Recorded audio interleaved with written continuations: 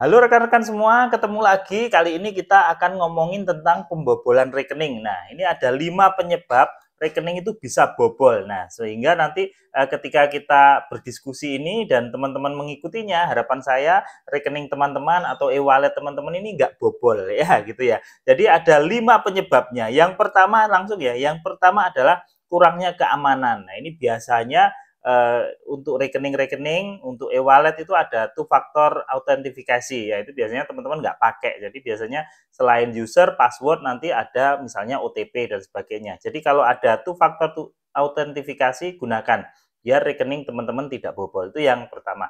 Yang kedua adalah yang paling sering, ini adalah peretasan phishing ya. Phishing ini adalah web palsu seperti itu ya paling gampangnya. Jadi misalnya ada WA masuk ke nomornya teman-teman ya. Kemudian di WA itu ada link ya, ada link misalnya WA itu mengatasnamakan perubahan tarif layanan perbankan atau misalnya ada WA yang ngomong bahwa oh ini pendaftaran pelanggan prioritas misalnya. Nah, itu biasanya nanti akan ada disertai link. Nah, link itu padahal link palsu. Ketika diklik masuk ke halaman yang seolah-olah sesuai dengan halaman banknya teman-teman ya, misalnya BCA dibuat semirip mungkin dengan BCA, BNI dibuat semirip mungkin dengan BNI dan sebagainya, atau kalau misalnya e-wallet, Dana, OVO dan sebagainya dibuat semirip mungkin dengan plafon itu ya, seolah-olah mirip gitu. Padahal itu adalah web palsu. Nah, nanti teman-teman akan dimintain data-data kredensial gitu. Data-data kredensial itu adalah data-data rahasia yang harusnya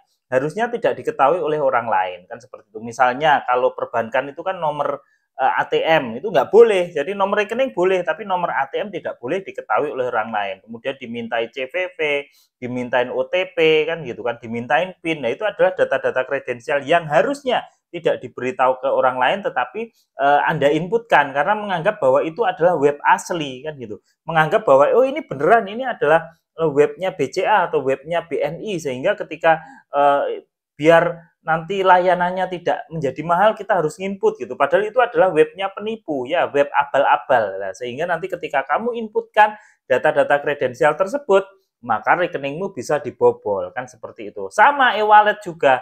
Nanti ketika kamu mengisikan data-data kredensial termasuk OTP yang masuk ke handphone kamu, ya sudah, maka e-walletmu bisa diretas atau bisa diambil alih oleh penipu kan seperti itu. Yang ketiga adalah malware. Nah, malware ini semacam bahasa sederhananya adalah program jahat lah yang disisipkan ke handphone kita. Nah, ini kan banyak contohnya, misalnya kayak undangan APK, kemudian modusnya mengaku dari kurir paket atau mengaku dari kepolisian tilang elektronik dan sebagainya. Nah, itu contoh-contoh malware. Jadi malware ini cara kerjanya penipu ini mengirimkan file ke kita ya, itu entah itu mengaku sebagai undangan pernikahan, kemudian kurir paket ataupun mengaku dari kepolisian tilang elektronik dan sebagainya ya, itu modus mereka saja. Kemudian tujuannya adalah agar kita melakukan klik terhadap file tersebut ya, kemudian allow permission terhadap file tersebut. Ketika udah diklik, diinstal, kemudian di allow permission, ya sudah.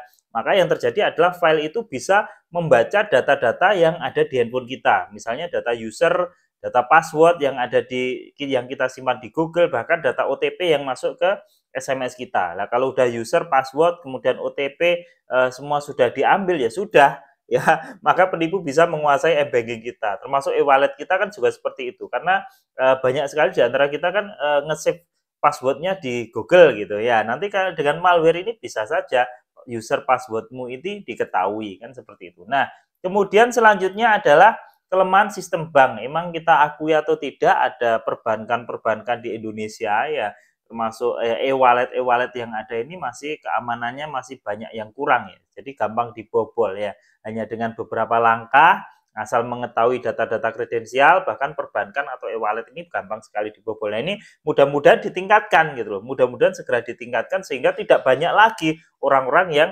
terbobol rekeningnya. Kemudian yang kelima adalah pencurian fisik ya. Ini salah satu penyebab pembobolan rekening ini adalah pencurian fisik ya. Misalnya kita kan udah sering nih kasus-kasus yang berkaitan dengan kartu ATM. Misalnya pas kita ngambil di ATM, ATM-nya seolah-olah nggak bisa gitu ya, dibuat nggak bisa oleh penipu, kemudian seolah-olah ada yang menolong, lah pas menolong itu ATM-nya ditukar. Nah, hal-hal kayak gitu itu termasuk pencurian fisik ya. Jadi ada 5 ya, sekali lagi saya review, ada 5 hal yang bisa menyebabkan rekeningmu bobol. Nah, kamu harus hati-hati. Yang pertama adalah kekurangan keamanan ya. Jadi kalau ada 2 faktor keamanan ya dipakai aja kan gitu. Kemudian peretasan phishing, kemudian malware, kemudian kelemahan sistem bank, dan yang terakhir adalah pencurian fisik. Oke, itu mudah-mudahan bermanfaat, bagikan ke banyak orang sehingga tidak banyak lagi orang-orang yang terbobol rekeningnya. Oke, mungkin itu saja dari saya. Assalamualaikum warahmatullahi wabarakatuh.